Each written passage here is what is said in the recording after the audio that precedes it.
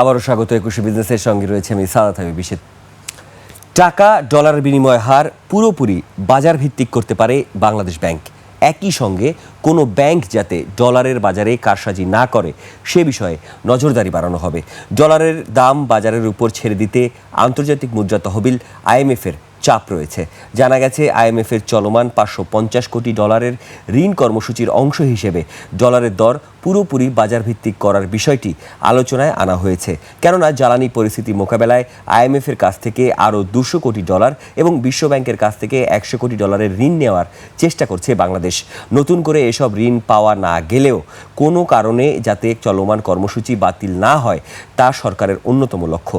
ডলারের দাম বাজারের উপর ছেড়ে দিলে ডলারের দাম নির্ধারণ হবে সরকারের উপর সরবরাহের উপর ভিত্তি করে। এতে ডলারের সরবরাহ বাড়লে কমবে দাম, সরবরাহ কমে গেলে বেড়ে যাবে ডলারের দাম। চীনের সঙ্গে ব্যাপক অংশীদারিত্ব ও উন্নয়নমূলক সম্পর্ক এগিয়ে নিতে চান রুশ প্রেসিডেন্ট ভ্লাদিমির পুতিন।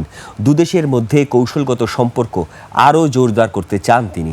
চীন সফরে দেশটির প্রেসিডেন্ট শি জিনপিংয়ের সঙ্গে বৈঠকে একথা বলেন পুতিন। তিনি আরও বলেছেন, নতুন যুগে রাশিয়া ও চীন সম্পর্ক আধুনিক বিশ্বের আন্তঃরাষ্ট্রীয় সম্পর্কের একটি উদাহরণে পরিণত হয়েছে। সময়ের পরীক্ষায় উত্তীর্ণ হওয়ায় এই অংশীদারিত্ব ভবিষ্যতে আরও এগিয়ে যাবে বলে আশাবাদ ব্যক্ত করেন রাশিয়ার প্রেসিডেন্ট। বৈঠকে চীনের প্রেসিডেন্ট শি জিনপিং বলেছেন, চীন সর্বশেষ পঞ্চবার্ষিকী অর্থনৈতিক পরিকল্পনার অংশ হিসেবে চীন রাশিয়া ও বৈশ্বিক উন্নয়নের সুযোগ সৃষ্টি করবে।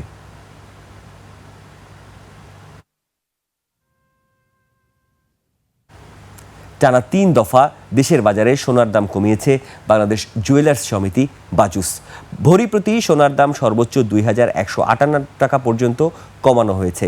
এতে করে ভালো মানের অর্থাৎ 22 ক্যারেটের সোনার ভরি 2,35,000 কোটি টাকায় নেমে এসেছে, যা মঙ্গলবার ছিল 2,38,121 টাকা। বাজুস বলছে, বিশ্ববাজারে তেজাবি বা খাঁটি স্বর্ণের দাম কমে যাওয়ায় স্থানীয় বাজারে দাম কমানো হয়েছে। নতুন দর অনুসারে 21 ক্যারেটের প্রতি ভরি স্বর্ণের দাম 2,25,232 টাকা, 18 ক্যারেটের প্রতি ভরি স্বর্ণের দাম 1,93,039 টাকা এবং সনাতন পদ্ধতির প্রতি ভরি সোনার দাম 1,57,231 টাকা। সোনার দাম কমানো হলেও অপরিবর্তিত রয়েছে রূপার দাম। 22 ক্যারেটের এক ভরি রূপার দাম 5,657 টাকা। এছাড়া 21 ক্যারেটের প্রতি ভরি রূপা 5,365 টাকায় নির্ধারণ করা হয়েছে।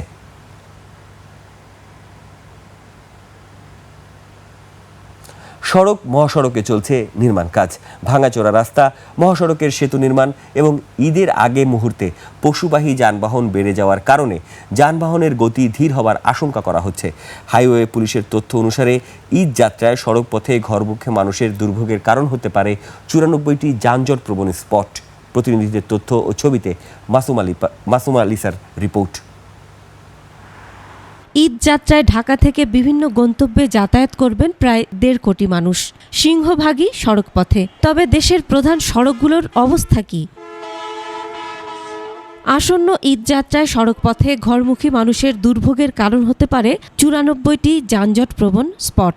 আসন্ন ঈদে বাড়ি ফেরার পথে দেশের 4টি প্রধান সড়কে বিভিন্ন কারণে ভোগান্তির আশঙ্কা রয়েছে। ঢাকা টাঙ্গাইল মহাসড়কে যমুনা সেতুর সরুপথ বা বটলনেক, এলেঙ্গায় ফ্লাইওভারের নির্মাণ কাজ এবং চন্দ্রামোড়ে রাস্তা শুরু হয়ে যাওয়ায় যানজটের ঝুঁকি রয়েছে। ঢাকা ময়মনসিংহ মহাসড়কের গাজীপুর অংশে বৃষ্টি হলে পানি জমে জলাবদ্ধতা তৈরি হয়, যা এ পথের ঘরমুখী মানুষের জন্য বড় ভোগান্তির কারণ হয়ে দাঁড়াতে পারে। এছাড়া মহাসড়কে অবাধে অটোরিকশা চলাচলে যানজটের আশঙ্কা করছেন চালকেরা। বাসগুলিকে ডিসিপ্লিন ওয়েতে রাখা এবং জনসাধারণকে বাসে উঠতে দেওয়া, এইটা শৃঙ্খলা রাখাই চ্যালেঞ্জ। জাম হতে পারে, গরুর ট্রাক চলবো, যানজট থাকতে পারে, রাস্তায় কিছু সংস্কার হইতেছে। আপনার স্থগিত করে দেওয়া উচিত। বৃষ্টি হলে বন্যা হয়ে যায়, প্রাইভেট কার ডুবে যায়, বাসের সাইলেন্সার ডুবে যায়, সমস্যা। 6 লেন প্রকল্পের কাজ চলমান থাকায় ঢাকা সিলেট মহাসড়কের নরসিংদী অংশে ঈদ যাত্রায় ভোগান্তির শঙ্কা করছেন পরিবহন চালক সংশ্লিষ্টরা। জেলার 52 কিলোমিটার অংশে নির্মিতব্য 6টি উড়ন্ত সেতুই এখন দৃশ্যমান হচ্ছে। নির্মাণ কাজের পাশাপাশি ভারী নির্মাণ সামগ্রী থাকায় ডাইভারশন করে চলাচল করছে পরিবহন। সাহেব প্রতাপ, ভেলানগর, ইটাখোলা মোড়ে এই নির্মাণাধীন সেতুর কারণে চালক ও যাত্রীরা পড়তে পারেন বিড়ম্বনায়। বেলানগর, পাঁচদোনা, তারপরে ইটাখোলা, এই তিন জায়গায় যানজট হয়। বেলানগর যানজট হয় রিস্কের কারণে। 5-6 ঘন্টা সকালবেলা লামনা খেতে প্রতিদিন মিস নাই। ট্রাফিক বিভাগ জানায় মহাসড়কের যানজট নিরসনে প্রতিনিয়তই কাজ করছে তারা। লাইনম্যান থাকলে লাইনে ক্লিয়ার করে দিই। যানজটের সংখ্যা তো এটা কোনো স্টেশন নাই, ট্রাফিক আইন এরা ঠিকমতো পালন করে না। দেশের দক্ষিণ পশ্চিম অঞ্চলের অন্যতম প্রধান সড়ক ঢাকা আরিচা মহাসড়কের নয়াডাঙ্গি এলাকায় ব্রিজ নির্মাণ কাজ চলমান। বিকল্প সড়ক দিয়ে চলাচল করছে যানবাহন। আগামী ঈদে যানজট বেশি হওয়ার আশঙ্কা পথযাত্রী ও যানবাহন চালকদের। ঢাকা চট্টগ্রাম মহাসড়কে দূরপাল্লার যানবাহন চলাচল স্বাভাবিক থাকলেও সোনারগাঁওয়ে এশিয়ান হাইওয়ে অংশে দীর্ঘ যানজট হতে পারে। মদনপুর এলাকায় চলমান সড়ক সংস্কার কাজ ও ভাঙাচোরা রাস্তার কারণে যানবাহনের গতি ধীর। জায়গায় আইসি তো মিনিমাম 4 ঘন্টা হয়ে গেছে। আপনার কাঞ্চন থেকে প্রায় এখান থেকে আসছে প্রায় 2.5 ঘন্টার উপরে লাগছে, যে জায়গায় লাগবে 1 ঘন্টা। সিঙ্গেল রাস্তা দিয়ে আসা হয়, গর্ত, গাড়ি উঠে না। ভাঙার কারণে মনে হয় যে গাড়ি ডিস্টার্ব হওয়ার সমস্যা হয়। এদিকে কর্তৃপক্ষ বলছে 90% সড়ক ভালো অবস্থায় আছে, তবে বর্ষার কারণে ঈদ যাত্রায় বিঘ্ন ঘটতে পারে। Masum আলিসা, desk report, 21 television. কোরবানির ঈদকে সামনে রেখে মাদারীপুরের কালকিনিতে এখন ব্যস্ত সময় পার করছেন খামারিরা। চলছে শেষ মুহূর্তের পরিচর্যা, তবে পশুপালনের খরচ বেড়ে যাওয়ায় এবার লাভ কম হওয়ার শঙ্কা রয়েছে তাদের। অন্যদিকে প্রাণী সম্পদ বিভাগ জানিয়েছে চাহিদার তুলনায় প্রায় 5,000 বেশি পশু প্রস্তুত রয়েছে জেলায়। মাদারীপুর কালকিনি প্রতিনিধি রাকিবুজ্জামানের তথ্য ও ভিডিওতে আরও জানাচ্ছেন মনোয়ার হোসাইন।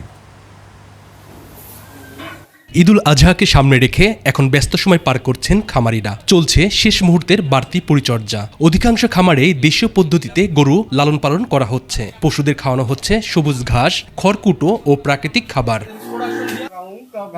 প্রতিদিনই বিভিন্ন এলাকা থেকে ক্রেতারা আসছেন খামারে। পছন্দের গরু দেখে দরদাম করছেন অনেকে। বাজারে দাম কিছুটা বেশি হলেও ভালো মানের দেশি গরু পাওয়ায় সন্তুষ্ট ক্রেতারা। গরুর মান মোটামুটি ভালো, খাবারের মান মোটামুটি ভালো, দেশি খাবার খাওয়াচ্ছে।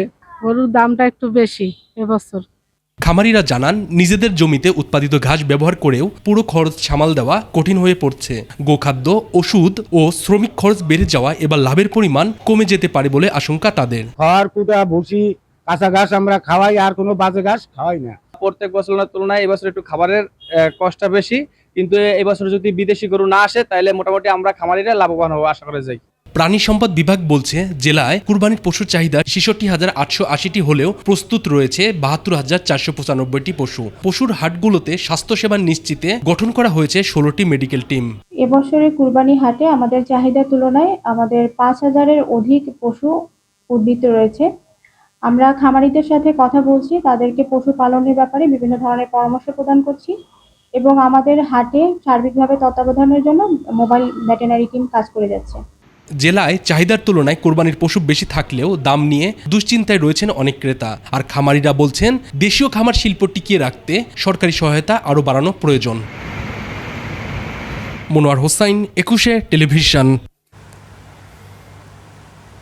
দর্শক, নিচ্ছে একটা ছোট্ট বিরতির পর দেশের তথ্য প্রযুক্তি খাত ও আসন্ন বাজেট নিয়ে আমরা কথা বলবো বেসিসের সাবেক পরিচালক রশাদ কবিরের সঙ্গে। ততক্ষণ সঙ্গেই থাকুন।